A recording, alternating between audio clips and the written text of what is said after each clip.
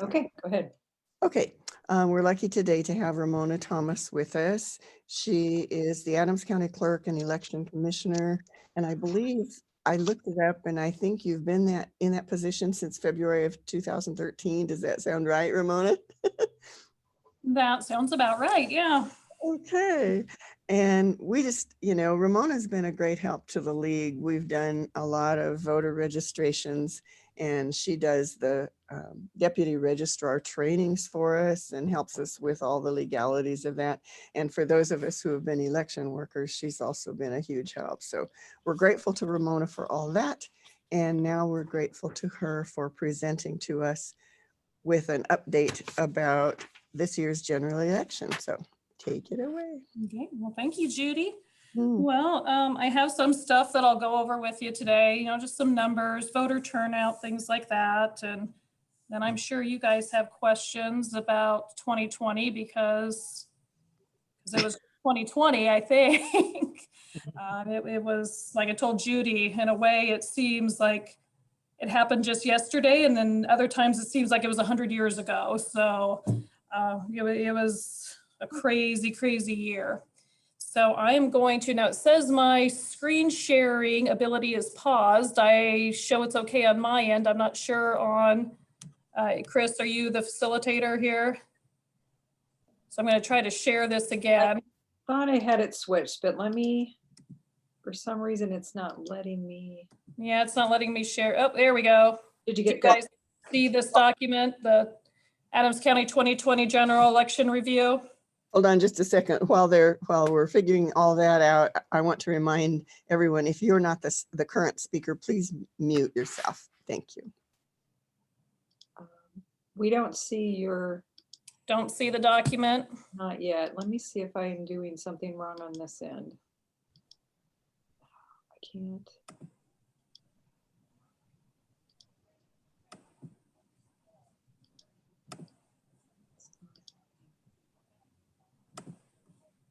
Somebody's the host and not me. Yeah.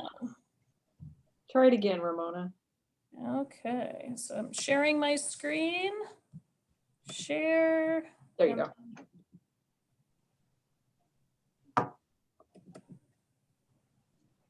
There you go. Do you see it now? Mm-hmm. Adams County 2020 general election review.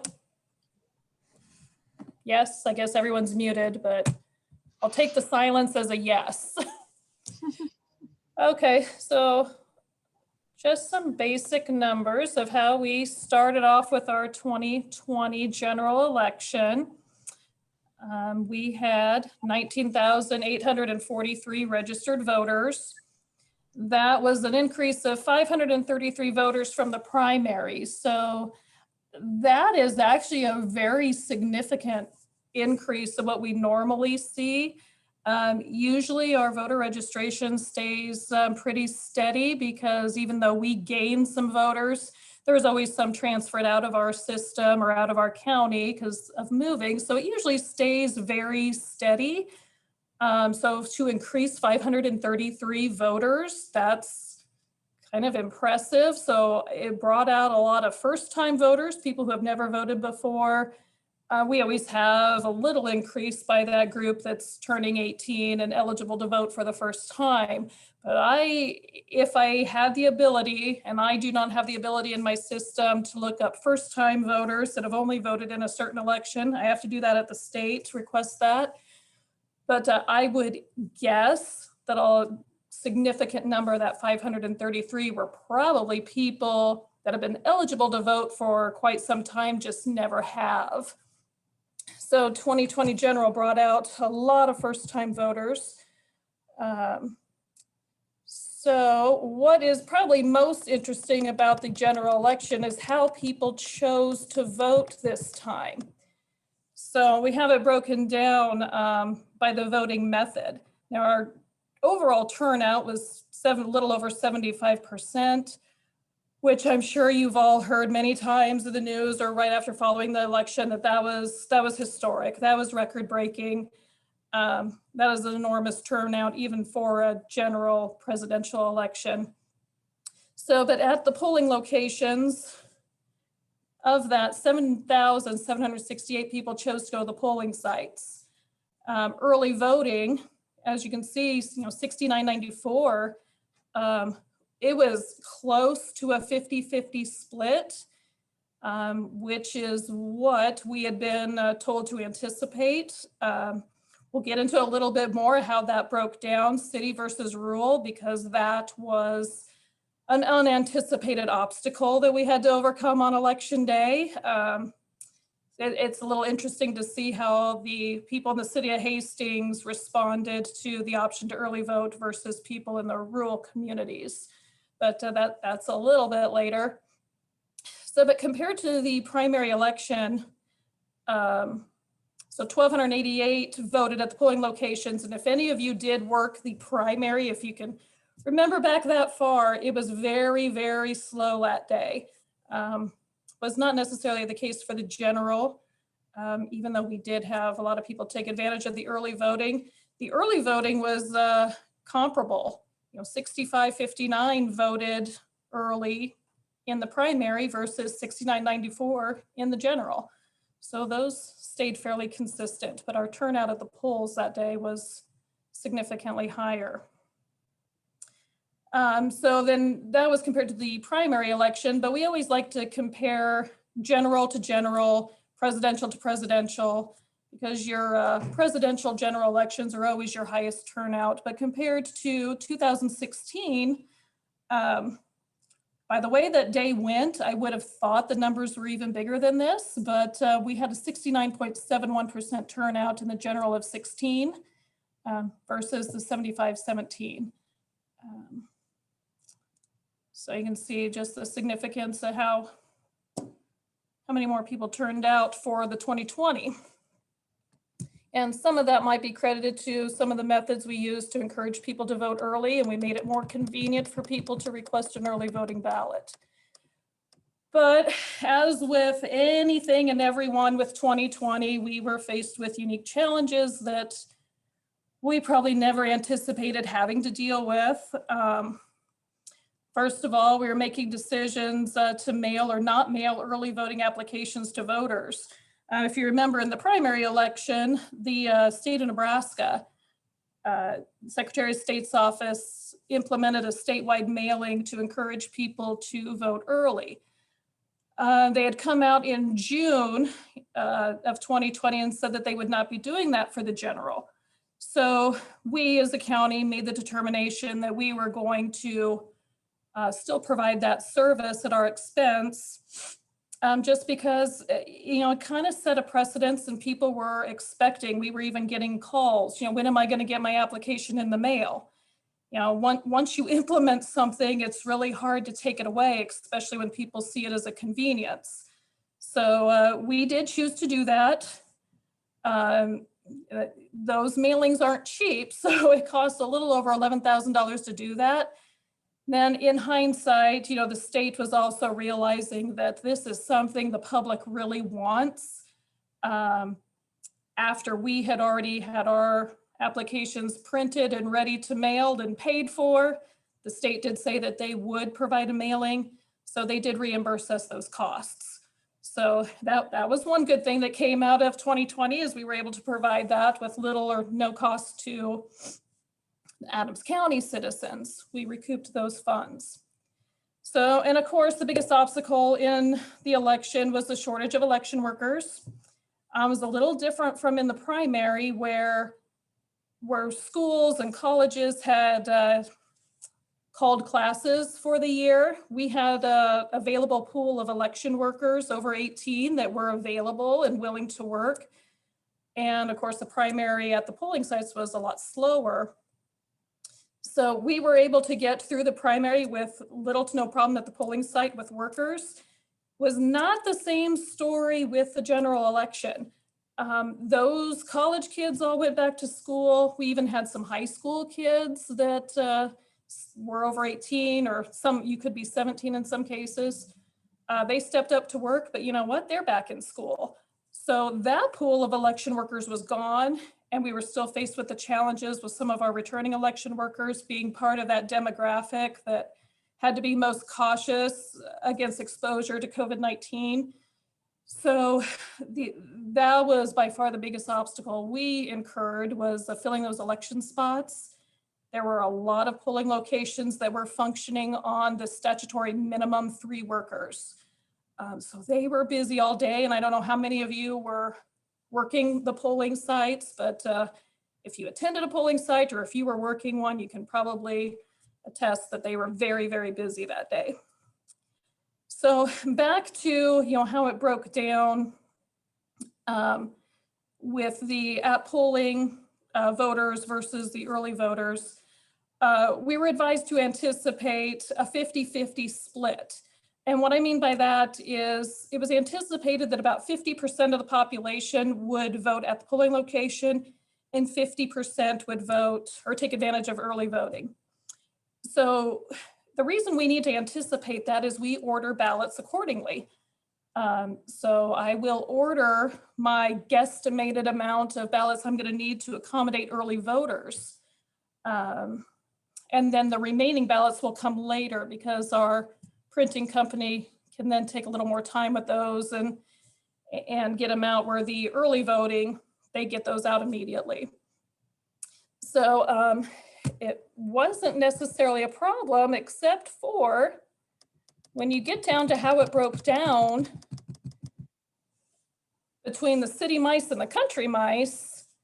You can see the rural population, they chose 68 or 63% chose to go to the polling locations versus almost 37% took advantage of early voting. Now you look at the city of Hastings, it was just almost a 50-50 split. So what happened election day was in these rural places, I never like to say we run out of ballots. We never run out of ballots. We order 100% ballot stock for our voters, but we didn't disperse the full 50% out to the polling locations. So there were places like Kennesaw and Juniata that we had to run more ballots out to them that day. Ended up really not being a crisis with our new voting equipment. They could still let people vote. Even though they didn't have the traditional paper ballot, they used the new express vote machines, which have replaced our automark machines, if you guys remember those. So they were still able to vote, but that just presented a unique challenge that we hadn't seen before. I know at Juniata and Kennesaw, we had reports of lines of people to vote that wrapped around the block, which might be a little deceiving because with social distancing, the line was much more spread out than maybe it normally would be. But regardless, it's rare to go into a rural polling site and see a significant line, but we did see that. So other challenges we had were accommodating in-person voting at the election office. This was something was never really a challenge before. We've offered it, as long as I've been here. I'm not sure how long the state of Nebraska has allowed in-person early voting in the election office, but that service was suspended in the primary. So this allowed our election staff to accommodate those mail-out ballots. But in the general election, it was decided that no, we would open the office up to in-person voting. So this, of course, put stress on our staff, and we brought in some temp workers to help with the traffic flow. So, essentially what our office was doing during this time was running 3 elections. We were not only running a mail-out election by accommodating the flood of early voting by mail requests, we were acting as a polling location for the month leading up to the election because people could vote in our office. And then, of course, we were making preparations to be open at the polling sites election day. So it did put a lot of stress on our office, lots of nights, lots of weekends. And like I said, we brought in some temporary workers that we had never done before. Luckily, through some grants, we were able to turn in those overtime and temporary hours or temporary worker hours. So we got that paid for. So that was another good thing that happened. We were able to provide that and not have the expenditure.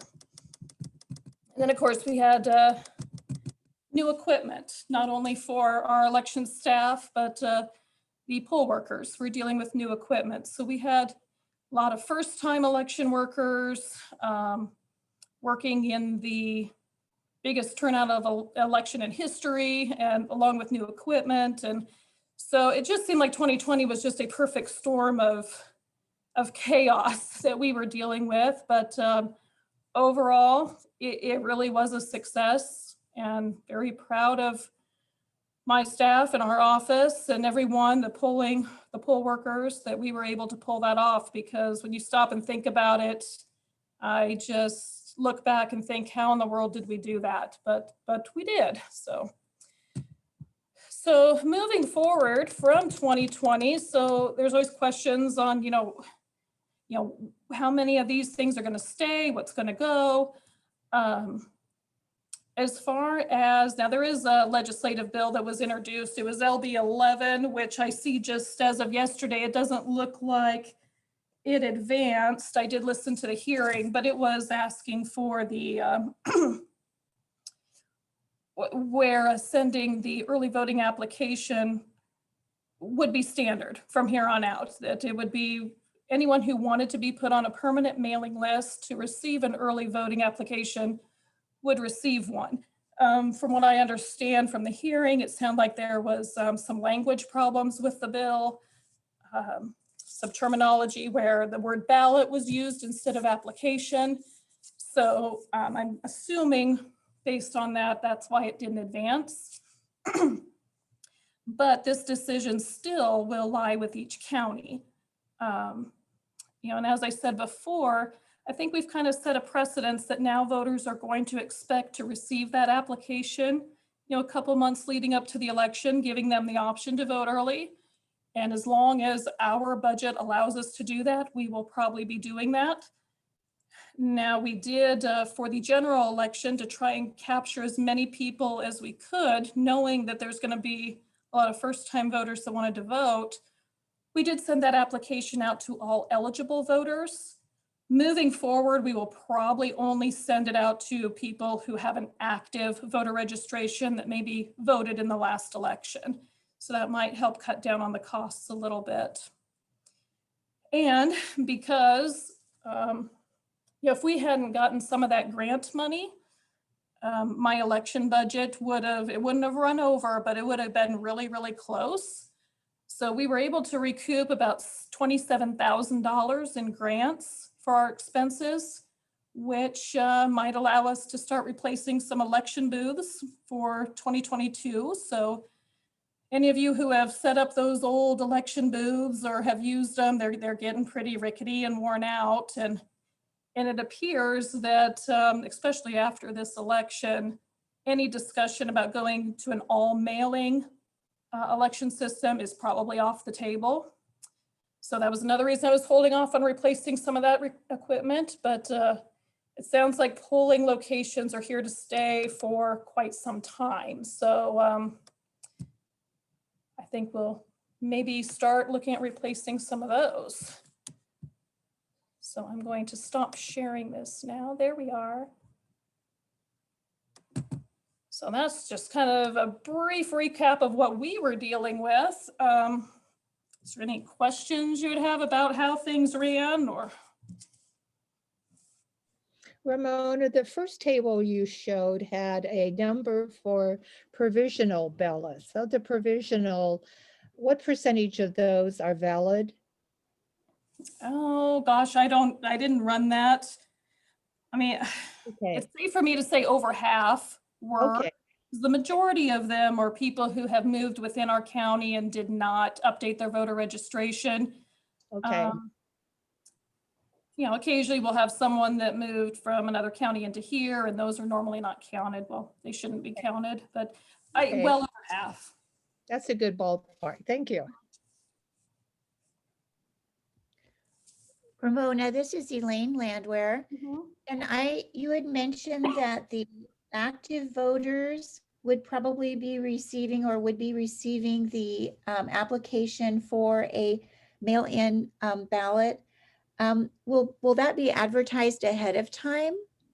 Or, I mean, like, most people aren't, unless they're here listening, they aren't going to know that they would need to, if they missed the last election, or if they're a new registered voter, they wouldn't know that they were going to receive one.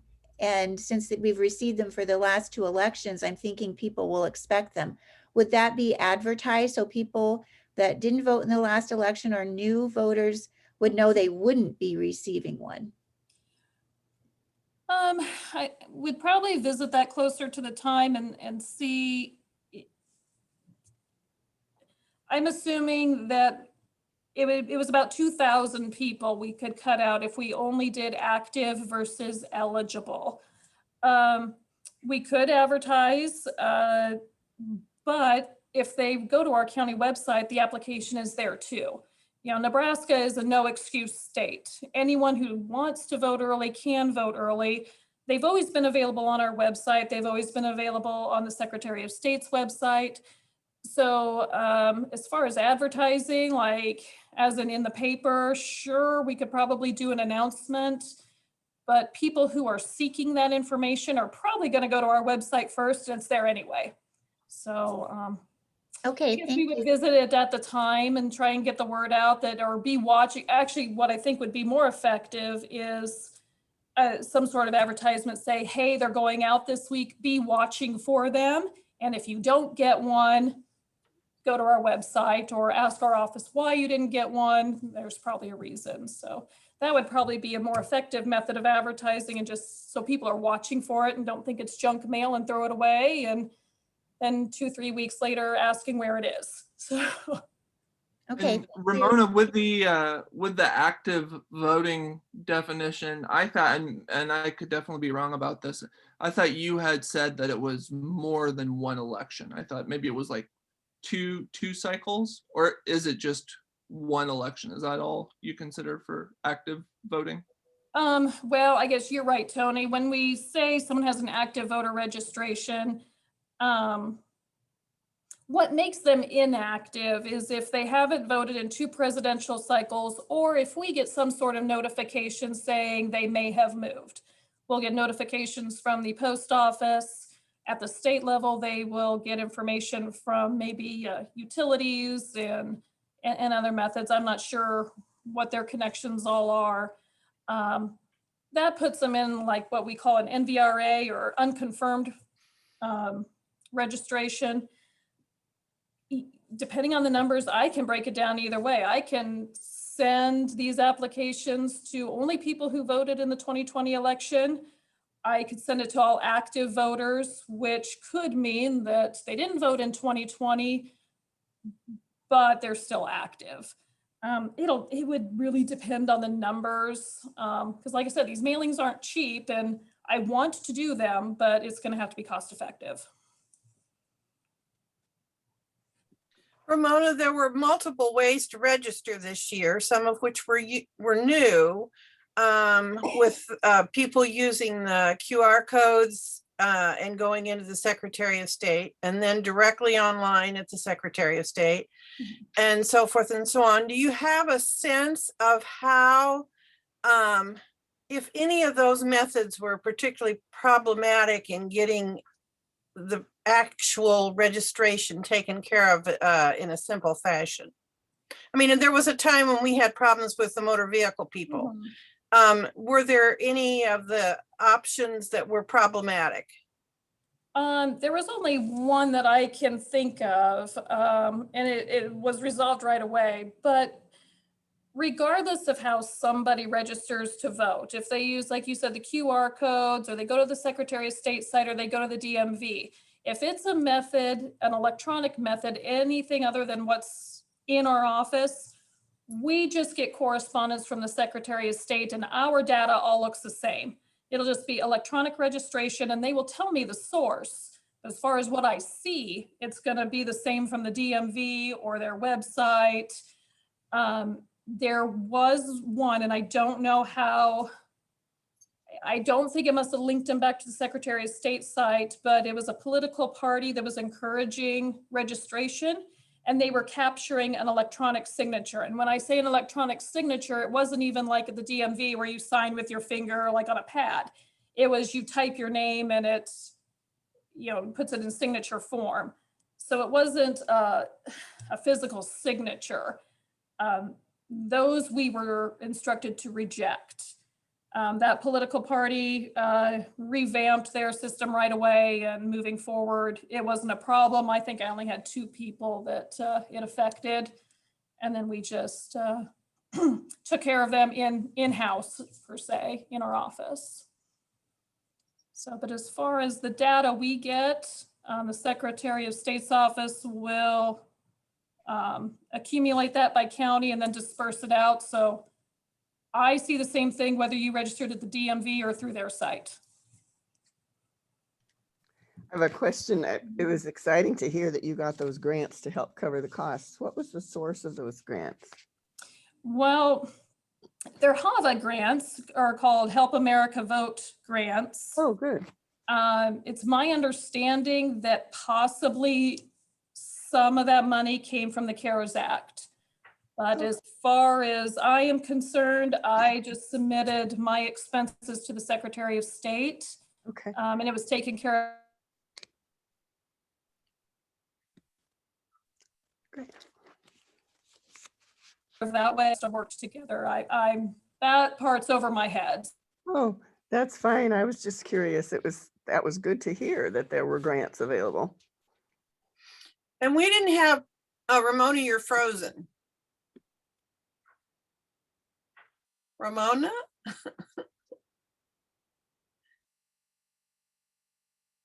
Ramona?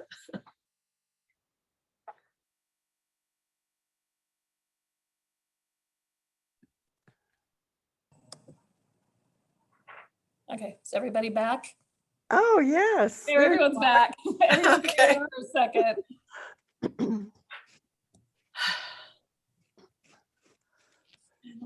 Was there a particular cause of the most conditional ballots? Was it people moved, or was there a particular oh, I know what I was going to ask. I forgot. Oh, did you have any polling places change this time, and did it cause any trouble? Not an unanticipated change, I guess. I mean, in the primary, Good Samaritan Village, 1C precinct, they were still closed to the public as of November.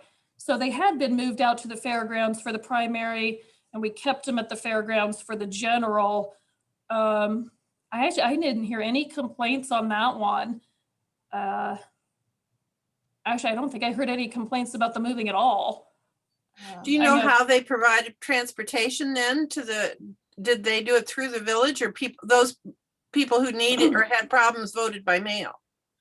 I think most of them voted by mail. To my knowledge, I don't think, perhaps they did. Good Samaritan might have shuttled people out there if needed.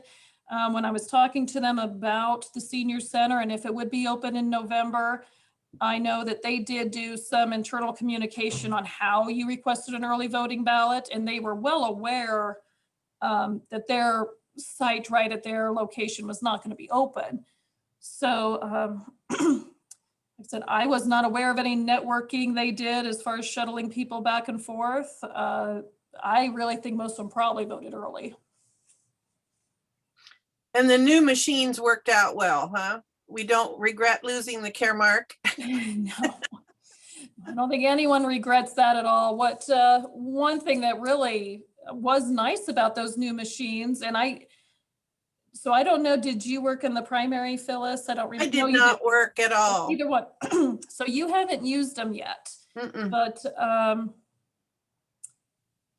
what it allowed us to do when we ran out of ballots at those rural locations and they were waiting for us to bring them out, every ballot style is loaded on that machine.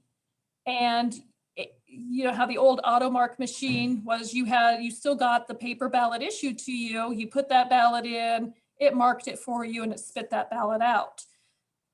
This machine is different, where the ballot styles are all loaded on the machine, and you put in a special, it's called activation paper, ballot activation paper.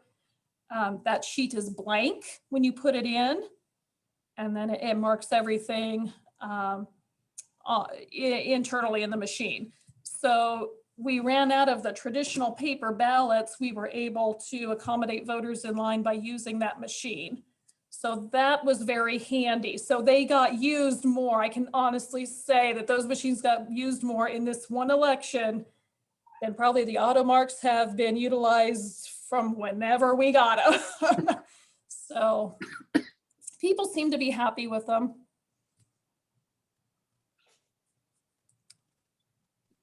Well, anything else?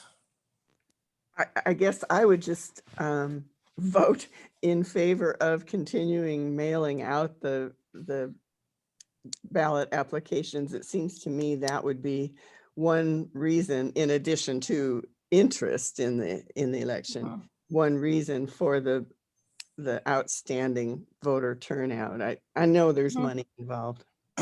Yeah, and I don't know what the state will decide to do, especially if this bill, it was, like I said, LB 11, which didn't advance because of some language issues, but if that should pass, and I didn't read it cover to cover, I read the letter of intent and I listened to the hearing.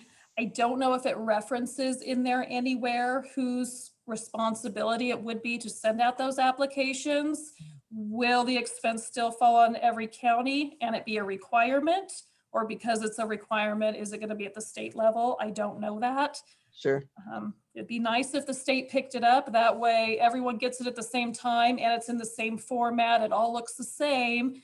Because with the general, what happened is our application and Hall County's application and Buffalo County, they all looked a little different. So if there was just one uniform form, that would help. So That'd be great. I have another question.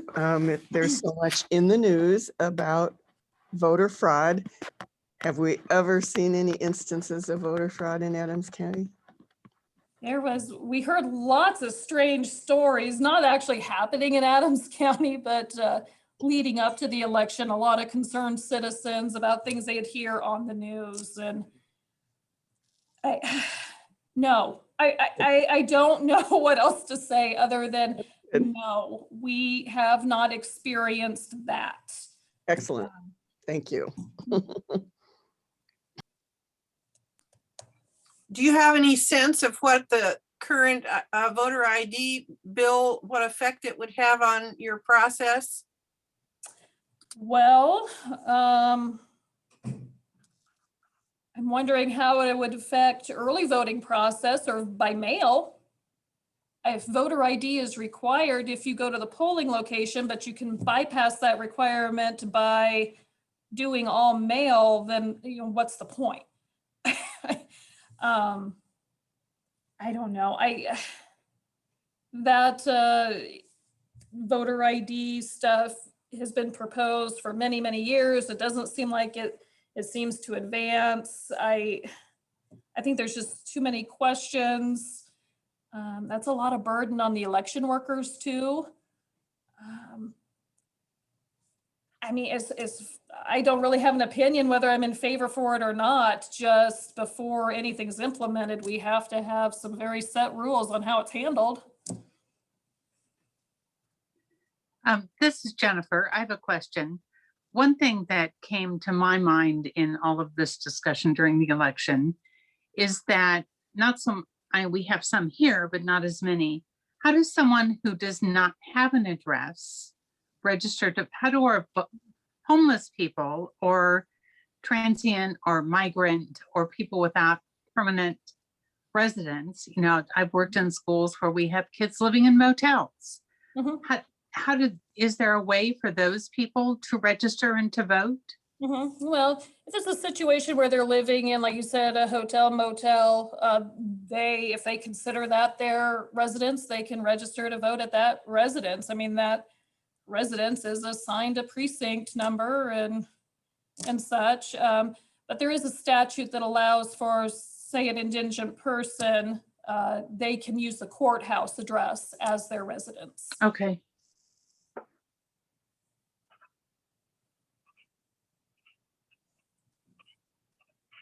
So did you all vote early, or did any of you go to the polling sites on election day? Early.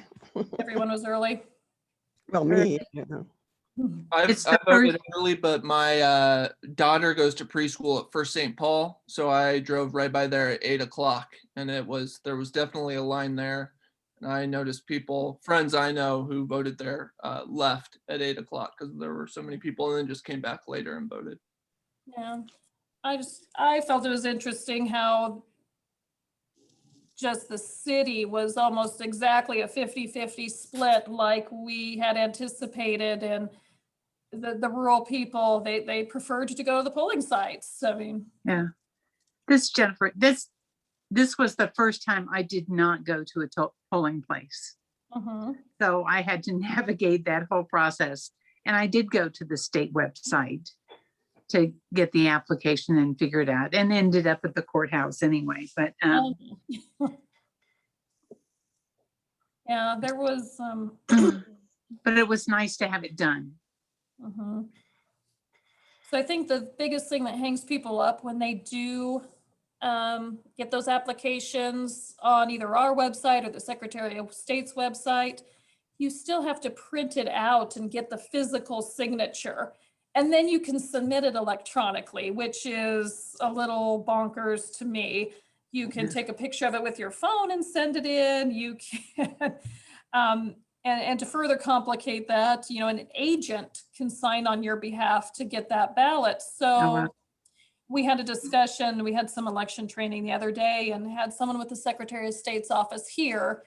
And we were asking about that. And it's like, you know, really, why does the voter need to do that? Because especially where an agent can sign for you, why do they have to go through the trouble of printing it out, physically signing it, and then faxing, scanning and emailing, or taking a picture with their phone and emailing it in? Seemed, I don't know, but I'm sure they're looking at those things for 2022. Which is coming up fast. And it will probably be here fast, yes. Well, I I don't know if there are more questions or not, but I do want to make a comment about how much I appreciate you and your staff. All that extra work, and I just always think it's so efficient. And when I go in there for any reason, everybody's so polite and helpful, and I just vote of confidence for your office. Well, thank you. I will pass that on. They'll appreciate that. We've had some major retirements this year. So right after the election, I don't know if any of you know Jody Kramer. She was in our office and she retired. And then Pam Whitty, who a lot of you have probably dealt with if you're an election worker. She organizes the election workers and does most of the correspondence. She'll be retiring at the end of April. So we will have some new faces, but I guess we got a year to figure it out, huh? No, and we really appreciate you're doing these programs every year because it helps us have an understanding of how our local process is functioning. And many of us, of course, work as poll workers or have in the past. So it really helps us feel like we have a finger on the pulse of how voting is going in the county, and that's important to us. So we appreciate it very much. Well, thank you. We had some, like I said before, we had some unique phone calls this year. And at first I thought it was very odd. And then I stepped back and thought, and I go back to this one phone call I had. It was this gentleman that had been watching the news, the national news. And he said to me, he's like, you know, I've been watching this and listening to this. He goes, I just can't take it anymore. It's like, I'm just going to call and get the answers from you. And we talked for probably 20 minutes and he wanted to know how the early voting process worked and the signature verification. And I thought, when I finally got off the phone with him, I'm like, you know, I really appreciate that he didn't just assume what he was hearing was correct. And he went directly to the source of his local office and just wanted a discussion. And once we got off the phone, he was like, I feel so much better that that's how it actually runs. It's not like when you're watching the national news, you're also dealing with states with a whole set of different rules than what Nebraska has. So, you know, when those calls first started coming in, I thought, this is crazy. But then after talking to that gentleman, I was like, you know what? I just wish more people would do that. Mhm. It was a good discussion, and I think we both felt good when it was done, and his mind was set at ease, and hopefully he turned off the news from that point on. Ramona, for the people like the military where you had true, what we used to call absentee ballots, was there any problem with the Postal Service getting things in quickly? Well, actually, with the military, what the Secretary of State did, they did it for the primary and the general, is they granted a blanket authorization for those individuals to submit their ballot electronically to us. So that allowed me, I can always send those individuals an electronic ballot. I can email it to them, I can fax it to them. But normally, under normal circumstances, for them to return that ballot, it would normally take special permission case by case by the Secretary of State. Now, what they did for these two elections was just give a blanket authorization because there was so many issues with the Postal Service. They granted that blanket authorization for them to just do that if they wanted. So no. And we call those people, they're UACAVA voters or military overseas voters. We had 11 in this last election. A lot of times we never have any. Most of the time around here, it seems like a family member will pick up the ballot for them and take it upon themselves to ship it to them because they want it to be sent next day or something. But so actually 11 is quite a bit for us.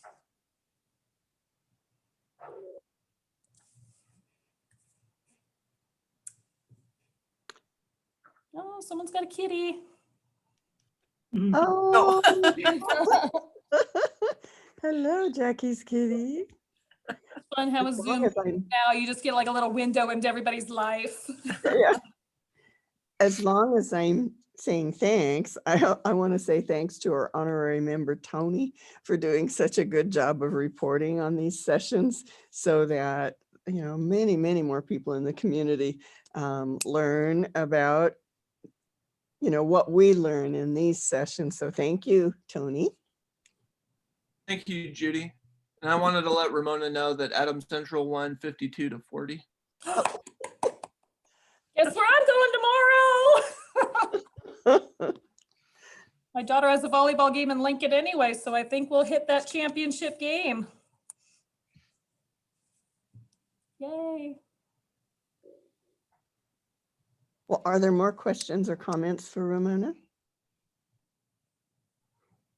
If not, thanks. Oh, and I don't know. I did want to do a little plug here. Oh, good.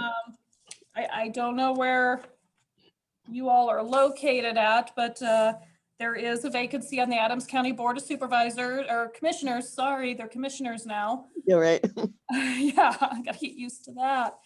So I don't know if any of you smart women are in that area, but if there's any interest in that, let me know, or there's been advertisements in the paper or it's on our website under employment. So got a very smart, capable group of women here. So Yeah, I've heard about that. We had a program on that at a different organization that I belong to, and it sounds like it would be an interesting position to hold.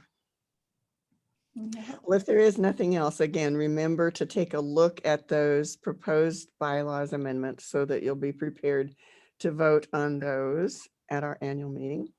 Judy, do we have any issues with our annual meeting in terms of how many people can attend and how many people should be virtual around the table? Chris, how many people can we seat?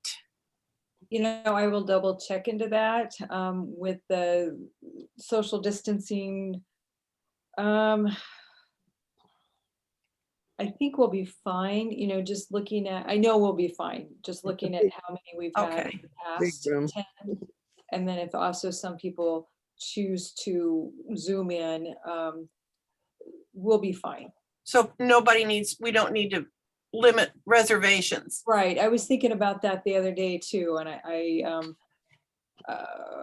we'll just set up for what we'll set up, and then people can choose to even more social distance if they want to. I Great. think that. Okay. And she will come prepared for Zoom, but she will also be there in person. I confirmed that with her Okay, the other day. Thank you, So, Chris, for setting We're this good up. to go. Okay, anything